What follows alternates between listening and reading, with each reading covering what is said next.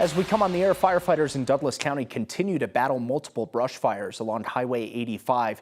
They say no buildings have been destroyed, though some were threatened earlier in the afternoon. Helicopters have dropped water on the flames for much of the evening, giving firefighters an advantage against this hot and dry weather. Thanks so much for joining us this Sunday evening. I'm Mark Salinger.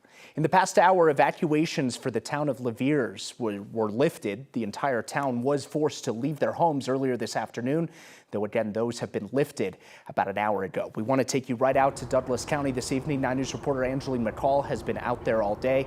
Angeline, good news this evening as firefighters continue to make progress fighting those flames.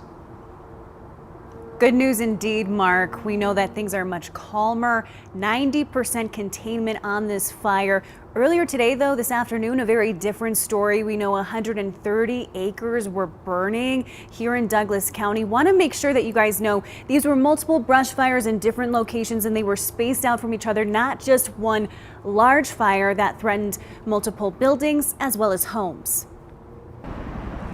When you see smoke in the sky, it's hard not to follow it. Yeah, we actually came here first to assess the situation, see what's going on. John Erbert received an alert about a fire near his lawn care business. I can't believe they're actually this close. Like, this is really close to that guy's property. It's right on his lines. Seeing less fire and more smoke was a relief. For us that run business here, like, this is our livelihood. This is all we have, so definitely wanted to protect it, or try to protect it. South Metro Fire says around 2 this afternoon, multiple brush fires started just south of Chatfield State Park. This is heavy vegetation through here as well. There's lots of cottonwood trees, and brush fires love cottonwood trees.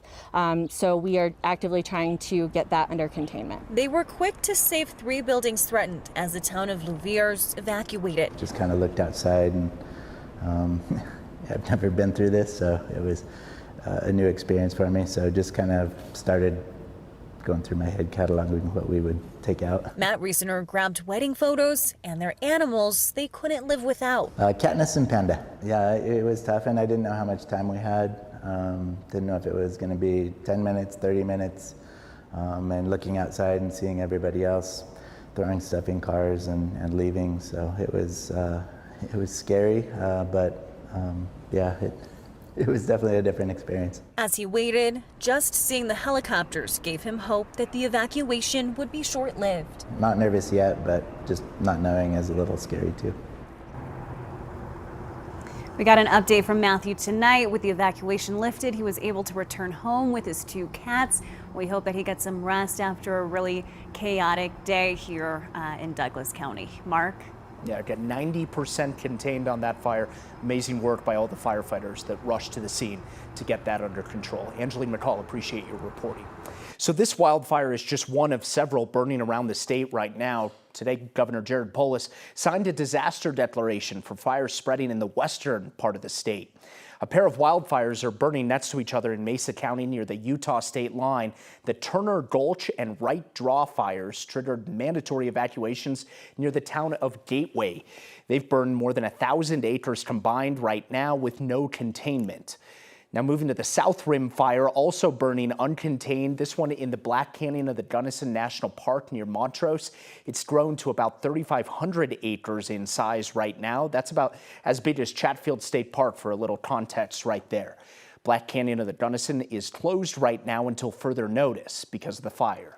And the Sow Belly fire has burned more than 2,000 acres across 3 different counties on the western slope. The fire has spread to Mesa, Delta, and Montrose counties. Crews are still working to secure the fire along the rim of the Escalante Canyon, but so far they still have zero containment as well. The disaster declaration signed by the governor today will free up more resources to help battle those fires. Want to bring in 9 News meteorologist Corey Reppenhagen now to talk more about this fire weather. Corey, we saw some pretty wild scenes across the state today. Yeah, you know, it's unnerving to see those smoke plumes in the distance for sure. Check out this phenomenon that was captured by South Metro Fire Rescue crews working that Douglas County fire. You see, this is actually called a fire whirl. You can see these flames circulating counterclockwise. And what happens is the heat from the fire rises so fast that there's a low pressure zone on the bottom of the fire, and all the cooler air rush to fill that spot. And since it's low pressure, it's spinning cyclonically, and you get that fire whirl. Some people call them fire nados, which is fine, but fire nados are actually a different thing. It's actually a real thing where something like this will attach itself to a thunderstorm. So proper term, fire whirls, but either way, pretty cool stuff out there. Glad that they are getting good containment on that fire. Winds are calm right now. We had some thunderstorms up in the foothills of Jefferson County, pushed some winds down there, but it was kind of after they got containment, so that's good. You can see those thunderstorms up here near Bailey right now. They were a little closer to Douglas County at one point, but for now, that is a calming situation as far as those thunderstorms. I'll have more on the chances of seeing some rain tonight and tomorrow, and also some high heat coming our way tomorrow and the next day, Mark. Corey, thank you. Now to another major developing story in Denver tonight. One person is dead and several others are seriously hurt after a rental car shuttle near the airport and a pickup truck crashed just west of Denver International Airport late last night. Happened just before midnight at the intersection of East 81st Avenue and Tower Road. That's in Commerce City.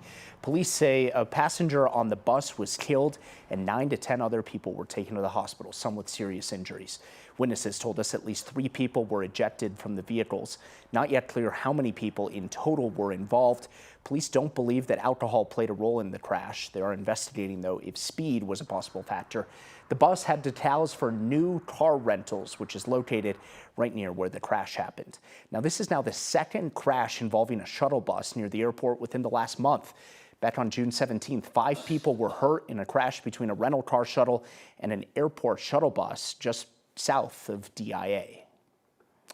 A teenage boy is dead after a rollover crash in El Paso County. Colorado State Patrol says it happened around 11 Saturday morning near the town of Peyton. That's about 30 miles northeast of Colorado Springs. 4 teenagers were in an SUV when it went off the side of the road. The driver, a 16-year-old boy from Castle Rock, was thrown from the SUV. He died after being airlifted to the hospital. 2 16-year-old girls from Castle Rock and a 16-year-old boy from Franttown had minor injuries. That boy was the only one wearing a seatbelt. CSP is now investigating whether drugs or alcohol were involved. The Arapahoe County Sheriff's Office says a 17-year-old suspect is under arrest in connection with a deadly shooting at a house party Saturday night. The shooting happened just before midnight on East Crest Ridge Circle near Tower Road and Smoky Hill Road. Sheriff's Office says upon arrival, deputies confirmed that one victim had passed. This afternoon, they announced they arrested a teenage suspect. That shooting is still under investigation.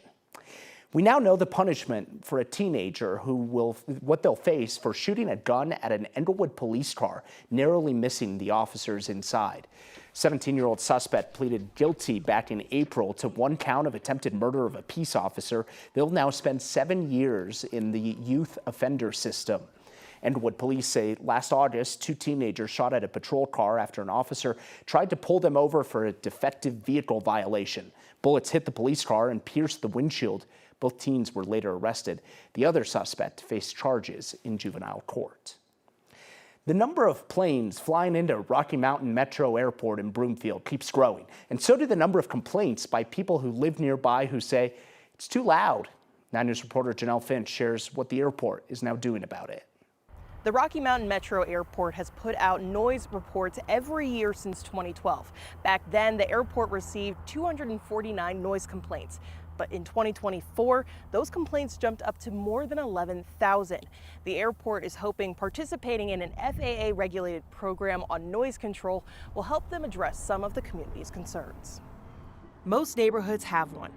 One neighbor that constantly makes themselves known. The constant traffic overhead, it drives people in this area and elsewhere pretty crazy. The longtime resident Rocky Mountain Metro Airport isn't moving out anytime soon, so it's taking steps to better share the skies. But I would say that our goal is to be as good of a neighbor as we can, to listen to what people are saying and try to figure out how we can minimize what impacts we can and to the degree that we're able to. Eric Dahl is the airport director.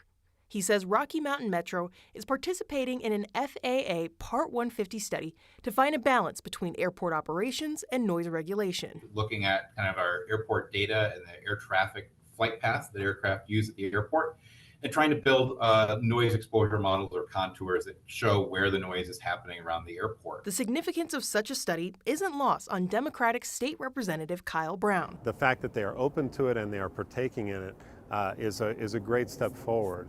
You know, just standing here in Superior, you can tell that we have serious concerns about the noise contours in this area. But Brown says he's in a difficult position to make change. We, as residents of this area, don't really have a say in what happens over our very heads, right?